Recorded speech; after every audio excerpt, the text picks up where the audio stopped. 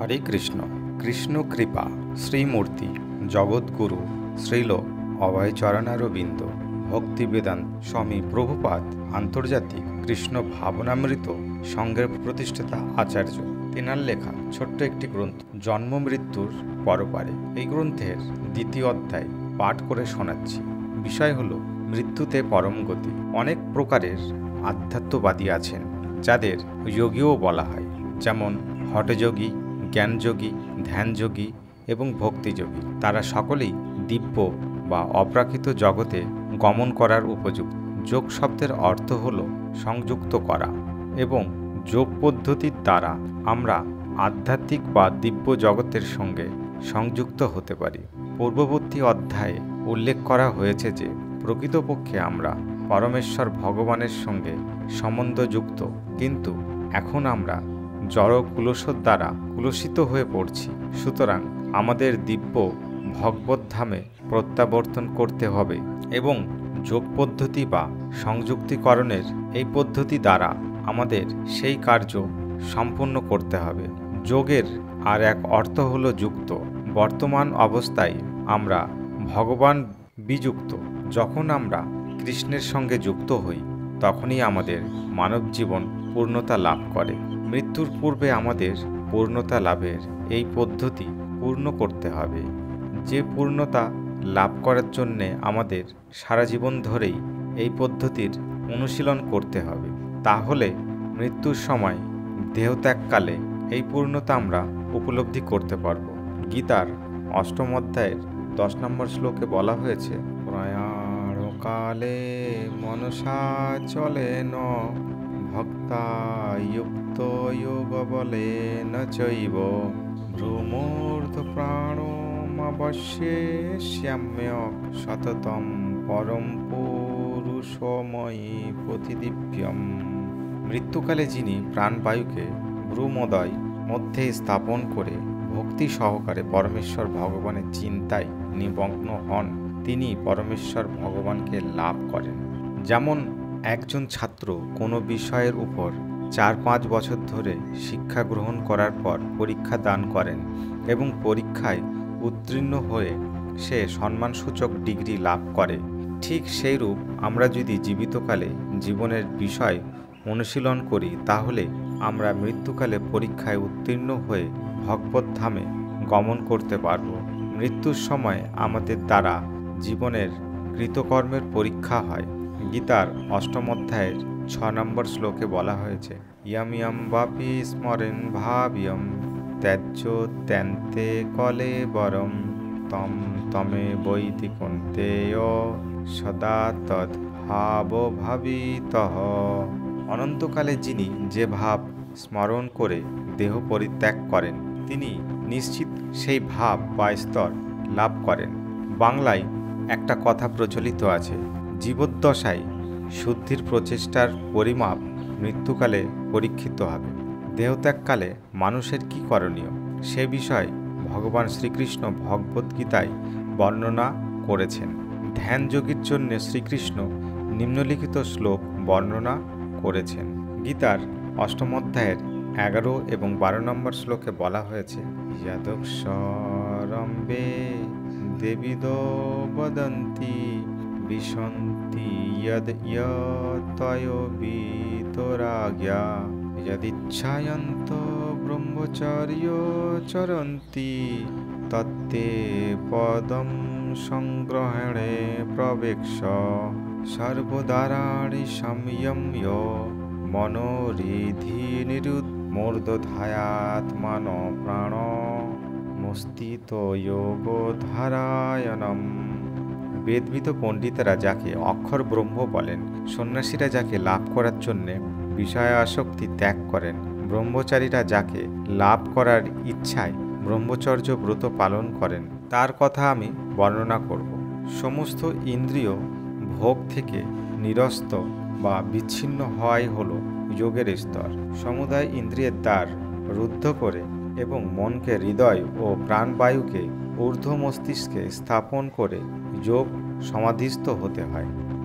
যোগ পদ্ধতিতে এই প্রণালীকে প্রত্যাহার বলা হয়, যার অর্থ সম্পূর্ণ বিপরীত। যদিও আমাদের জড় ইন্দ্রিয় সমূহ জাগতিক সৌন্দর্য দেখতে অভ্যস্ত, কিন্তু মৃত্যুকালে প্রত্যেকের ইন্দ্রিয় সমূহকে স্ব বৃত্তি থেকে প্রত্যাহার করে অন্তরের সৌন্দর্য দর্শন করতে হবে। আধ্যাত্মিক ও দিব্য ওঙ্কার ধ্বনি শ্রবণ করতে হবে। গীতার ৮ম অধ্যায়ের ১৩ নম্বর শ্লোকে বলা হয়েছে, ওম ইথেক্ষারম ব্রহ্ম ব্যজ্যরন্মা মনুস্মরম ইয়া প্রয়াতি তেজন দেহম স ইয়াতি পরমম গতিম। এভাবে যিনি যোগ অনুশীলনে স্থিত হয়ে পবিত্র একাক্ষর ওম শব্দ উচ্চারণ পূর্বক মনকে পরমেশ্বর ভগবানের চিন্তায় নিমগ্ন করে দেহত্যাগ করেন, তিনি নিশ্চিত দিব্য জগতে গতি লাভ করেন। এভাবে জড়জাগতিক সকল কর্ম থেকে ইন্দ্রিয় সমূহকে বিচ্ছিন্ন করে মনকে ভগবানের শ্রী বিষ্ণু রূপের উপর কেন্দ্রীভূত করতে হবে। মন খুব চঞ্চল, কিন্তু একে ভগবানের উপর স্থির করতে হবে। মনকে যখন হৃদয়ে এবং প্রাণবায়ুকে যখন ঊর্ধ্ব মস্তিষ্কে স্থির করা যায়, তখনই যোগের পূর্ণতা লাভ করা যায়। যোগী তার গন্তব্যস্থান নির্ণয় করেন। প্রাকৃত জগতে অসংখ্য গ্রহলোক আছে এবং এই প্রাকৃত জগতের ঊর্ধ্বে অপ্রাকৃত জগৎ বা দিব্য ভগবদ্ধামে অবস্থান। যোগীরা বৈদিক শাস্ত্র থেকে এইসব জায়গার বিবিধ তথ্য লাভ করেন। যেমন কেউ আমেরিকা যাত্রা করার পূর্বে এর সম্বন্ধে পুস্তক থেকে তথ্য সংগ্রহ করেন, ঠিক তেমনি ভগবদ্ধামে যাত্রা করার পূর্বে কেউ বৈদিক শাস্ত্র অধ্যয়ন করে এর সম্বন্ধে বিভিন্ন তথ্য সংগ্রহ করতে পারেন। যোগী এইসব বিবরণ জানেন এবং তিনি তার অভিলাষ মতো যে কোনো গ্রহে কোনো বায়ুযান ব্যতি রেখেই গমন করতে পারেন। যান্ত্রিক বায়ুযানের দ্বারা গ্রহান্তরে গমন কোনো শাস্ত্রসম্মত পদ্ধতি নয়। দীর্ঘ সময় ও প্রচুর অর্থে অপচয় করে কঠিন প্রয়াসে ২-৪ জন মানুষ হয়তো যান্ত্রিক শক্তিকে অবলম্বন করে বায়ুযানের দ্বারা গ্রহান্তরে গমন করতে পারেন, কিন্তু এই পদ্ধতি খুব কষ্টসাধ্য এবং ঝঞ্ঝাটপূর্ণ। এক কথায় এই পদ্ধতি সরল এবং সামঞ্জস্যপূর্ণ নয়। যান্ত্রিক পদ্ধতিকে অবলম্বন করে কোনো মতেই জড়জগতের ঊর্ধ্বে গমন করা সম্ভব নয়। উচ্চ গ্রহসমূহের যাত্রা করার একমাত্র উপায় হল আত্মকেন্দ্রীকরণ বা জ্ঞান পদ্ধতির অনুশীলন করা। যা হোক, ভক্তিযোগের অনুশীলন কিন্তু প্রাকৃত গ্রহান্তরে গমন করার জন্য নয়। ভক্তিযোগ একমাত্র পরমেশ্বর ভগবান শ্রীকৃষ্ণের দাস বা ভক্তের জন্যে। তারা কোনো প্রাকৃত গ্রহের গমনের অভিলাষ করেন না, কারণ তারা জানেন প্রাকৃত জগতে যে কোনো গ্রহে গমন করা যায় না কেন, সর্বত্রই চতুর্নীতি অর্থাৎ জন্মমৃত্যু জরাব্যাধি বর্তমান আছে। উচ্চ গ্রহসমূহে জীবনকাল অপেক্ষাকৃতভাবে এই পৃথিবীর থেকে দীর্ঘ বটে, কিন্তু মৃত্যু সেখানেও বর্তমান। প্রাকৃত জগৎ বলতে আমরা বুঝি যেখানে জন্ম মৃত্যু জরাব্যাধি বর্তমান, এবং অপ্রাকৃত বা দিব্য জগৎ বলতে আমরা জন্ম মৃত্যু জরাব্যাধি মুক্ত চিন্ময় জগতের কথা বুঝি। এবং যারা বুদ্ধিমান ব্যক্তি তারা কখনো প্রাকৃত জগতের অন্য কোনো গ্রহে গমন করার প্রয়াস করেন না। কেউ যদি যান্ত্রিক পদ্ধতির দ্বারা উচ্চ গ্রহসমূহে গমন করার চেষ্টা করে তাহলে সে তৎক্ষণাৎ মৃত্যুমুখে পতিত হবে, কারণ আবহাওয়ার আমূল পরিবর্তন এই জড়দেহ সহ্য করতে পারে না। কিন্তু কেউ যদি যোগ পদ্ধতির মাধ্যমে গ্রহান্তরে গমন করার চেষ্টা করে তাহলে সে গ্রহ উপযোগী একটি বিশেষ দেহ লাভ করে সেখানে গমন করতে সক্ষম হবে। আমরা আমাদের পৃথিবী থেকে এই অভিজ্ঞতা লাভ করতে পারি। আমরা জানি আমাদের পক্ষে সমুদ্রের জলীয় আবহাওয়া বাস করা সম্ভব নয়, বা জলীয় প্রাণীদের পক্ষে জলের বাইরে বা স্থলে বাস করা সম্ভব নয়। এমনকি আমরা দেখি এই জগতে একটি বিশেষ জায়গা বাস করার জন্য সেই জায়গার জল আবহাওয়া উপযোগী বিশেষ দেহ ধারণ প্রয়োজন। সুতরাং কোনো বিশেষ গ্রহে গমন করার জন্য সেই গ্রহের জল আবহাওয়ার উপযোগী দেহের প্রয়োজন। উচ্চ গ্রহসমূহে দেহ এই মৃত্যুলোকের তুলনায় অনেক বেশি স্থিতি লাভ করে। এই সব গ্রহসমূহে একদিন মৃত্যুলোকের 6 মাসের সমান। বেদে বর্ণিত আছে যে উচ্চ গ্রহসমূহে যারা বসবাস করেন তারা মৃত্যুলোকের হিসাবে 10,000 বছর জীবন ধারণ করেন। যদিও তারা দীর্ঘকাল ধরে জীবন ধারণ করেন, তবুও শেষ পর্যন্ত মৃত্যু তাদের গ্রাস করে ফেলে। এমনকি জড় বিশ্ব ব্রহ্মাণ্ডে কেউ 20,000 বা 50,000 বা লক্ষ লক্ষ বৎসর পর্যন্ত জীবিত থাকেন। তা সবই প্রাকৃত গণনার দ্বারা অনুমান করা সম্ভব নয় এবং শেষ পর্যন্ত মৃত্যু অবসাম্য। আমরা কেমন করে মৃত্যুর কবল থেকে রক্ষা পেতে পারি, ভগবদ্গীতায় সেই শিক্ষা দান করা হয়েছে। ভগবদ্গীতার 2য় অধ্যায়ের 20 নম্বর শ্লোকে বলা হয়েছে, নায়ায়তে ম্রিয়তে বা কদাচিন নায়ম ভূতাভয়বিতবানুভূয়া আজো নিত্যশাশ্বতহং পুরাণ নাহন্নতে হন্যমানে শরীরে। আত্মা কখনো জন্মে না, মরে না, বা আত্মার বারবার উৎপত্তি বা বৃদ্ধি হয় না। আত্মা অজ, নিত্য, শাশ্বত, অমর এবং পুরাতন। শরীর হত হলেও আত্মা হত হয় না। আমরা আত্মা এবং সেই কারণে নিত্য বা শাশ্বত। তাহলে কেন আমরা জন্ম মৃত্যুর কারণ হব? কেন জন্ম মৃত্যুর অনিত্য চক্রে আবর্ত থাকব? এই রকম প্রশ্নকারী বুদ্ধিমান বলে বিবেচিত হন। যারা কৃষ্ণ চেতনায় উদ্বুদ্ধ তারা খুব বুদ্ধিমান, কারণ কোনো মৃত্যু গ্রহণের গমন করতে তারা অভিলাষী নন। তারা দীর্ঘায়ু সম্পন্ন জীবন লাভ করতে আগ্রহী নন, কারণ তারা ভগবানের মতো নিত্য বা দিব্য শরীর লাভ করার জন্য আগ্রহী। ঈশ্বর পরম কৃষ্ণ সচিদানন্দ বিগ্রহ সৎ অর্থাৎ নিত্য, চিৎ অর্থে পূর্ণ জ্ঞান এবং আনন্দ অর্থে পূর্ণ আনন্দ। কৃষ্ণ সকল আনন্দের আধার।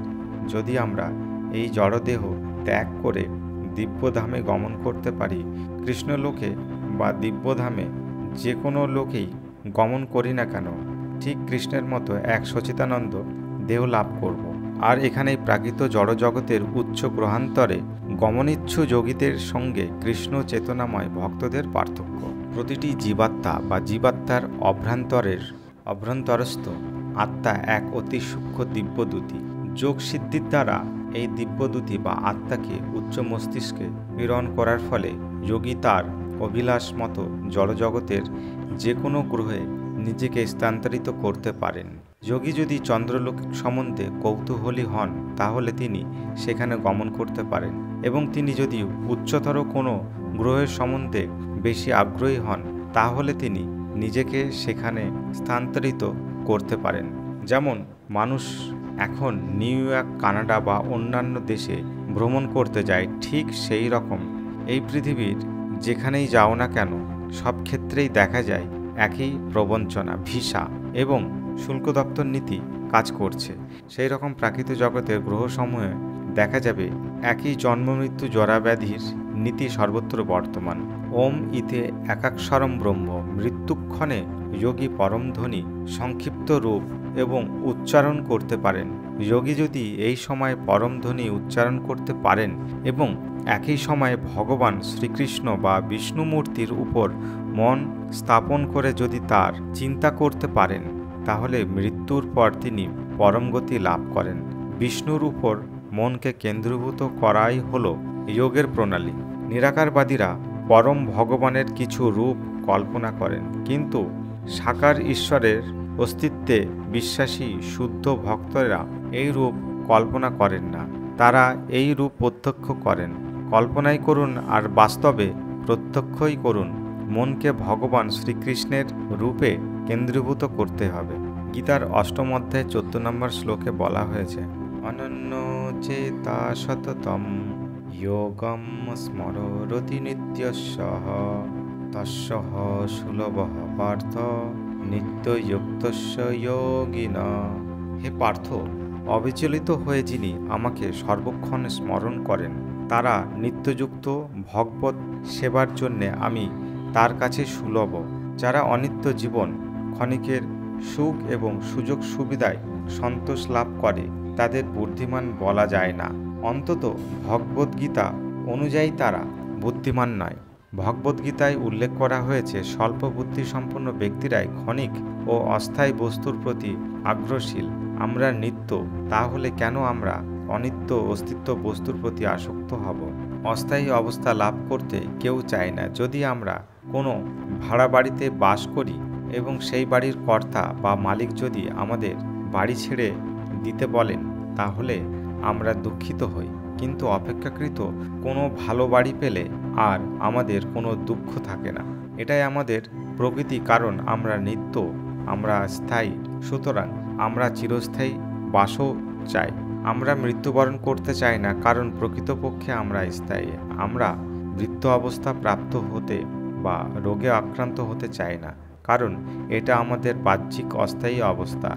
যদিও আমরা জ্বরে আক্রান্ত হতে চাই না, তবুও জ্বরে আক্রান্ত হই এবং এই জ্বর থেকে সুস্থ হয়ে ওঠার জন্য প্রয়োজনীয় সাবধানতা ও চিকিৎসাদি গ্রহণ করতে পারি। 4 প্রকার দুঃখ এই জ্বরের মতো এবং এই জড়দেহই সেই দুঃখের প্রধান কারণ। আমরা যদি কোনো প্রকার এই জড়দেহ ত্যাগ করে যেতে পারি, তাহলে আমরা এই জড়দেহের সঙ্গে জড়িত সকল দুঃখ কষ্ট থেকে মুক্তি লাভ করব। নিরাকারবাদীদের এই জড়দেহ থেকে মুক্তি লাভ করার জন্যে শ্রীকৃষ্ণ জগতে নিশ্চিত গমন করতে পারেন। যা হোক, তারা যদি দিব্য জগতে গমন করতে পারেন, কিন্তু তারা কোনো গ্রহে প্রবেশ লাভ করতে পারেন না। তারা ব্রহ্মজ্যোতির বহির্ভাগে অবস্থান করেন। ব্রহ্মজ্যোতির প্রকাশ সূর্যের কিরণ মতো উজ্জ্বল, কিন্তু দিব্য জগতের গ্রহসমূহের প্রকাশ প্রকৃত সূর্যের মতো। দিব্য আকাশে নিরাকারবাদীরা ব্রহ্মজ্যোতিতে দিব্য দ্যুতিরূপে অবস্থান করেন এবং এই কারণে ব্রহ্মজ্যোতি দিব্য দ্যুতির দ্বারা পূর্ণ। এইভাবে ব্রহ্মজ্যোতিতে বিলীন হয়ে যাওয়ার অর্থ এই নয় যে ব্রহ্মজ্যোতির সঙ্গে এক হয়ে যাওয়া, কিন্তু দিব্য দ্যুতিরূপে সেখানে তাদের অস্তিত্ব থাকে। যেহেতু নিরাকারবাদীরা কোনো বিশেষ রূপকে গ্রহণ করতে চান না, সেই জন্যে তারা ব্রহ্মজ্যোতির ভিতর ওই দিব্যদ্যুতি দর্শন করেন। যেমন সূর্যের কিরণ অসংখ্য আণবিক কণিকার সমন্বয়ে গঠিত, তেমনি ব্রহ্মজ্যোতির গঠনও অসংখ্য দিব্যদ্যুতি বর্তমান। যাই হোক, আমরা জীবাত্মা, আর সেই জন্যে আমরা আনন্দ উপভোগ করতে চাই। অস্তিত্ব আমাদের যথেষ্ট নয়, আমরা আনন্দ চাই এবং সঙ্গে সঙ্গেই অস্তিত্ব চাই। তার সম্পূর্ণ বা অখণ্ড অবস্থায় জীবাত্মার নিত্য। জ্ঞান ও আনন্দ এই 3টি গুণের সমন্বয়ে গঠিত। যারা নিরাকার ব্রহ্মজ্যোতিতে প্রবেশ করেন, তারা সেখানে পূর্ণবান। তারা সেখানে পূর্ণ জ্ঞানের কিছুকাল বিরাজ করেন, অর্থাৎ প্রথমে ব্রহ্মে একরূপ বিলীন হয়ে যান, কিন্তু তারা সেই নিত্য আনন্দ লাভ করতে পারেন না, কারণ ব্রহ্মজ্যোতি পরম বা নিত্য আনন্দ শূন্য। কেউ একটা ঘরে কিছুদিন গ্রন্থ অধ্যয়ন বা কোনো চিন্তায় নিমগ্ন থেকে আনন্দ উপভোগ করতে পারেন না, কিন্তু বৎসরের পর বৎসর ধরে ওই অবস্থায় অবস্থান করা সম্ভব নয়, আর নিত্যকাল ধরে থাকা তো কোনো মতেই সম্ভব না।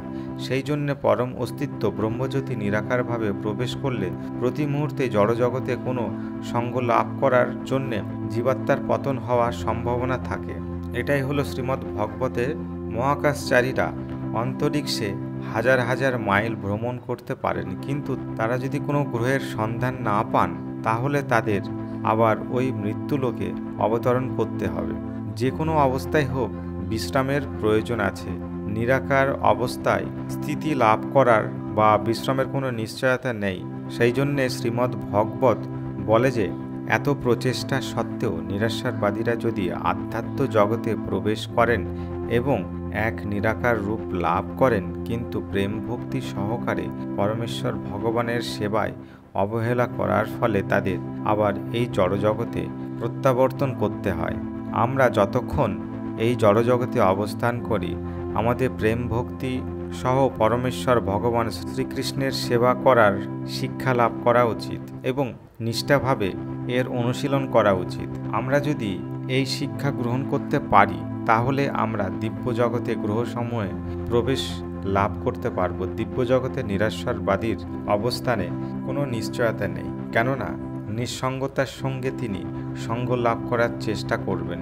যেহেতু ব্যক্তিগতভাবে তিনি পরমেশ্বর ভগবানের সঙ্গ করেন না, সেই জন্যে বদ্ধ জীবাত্মার সঙ্গে সঙ্গ করার জন্যে তাকে আবার এই মৃত্যুলোকে অবতরণ করতে হবে।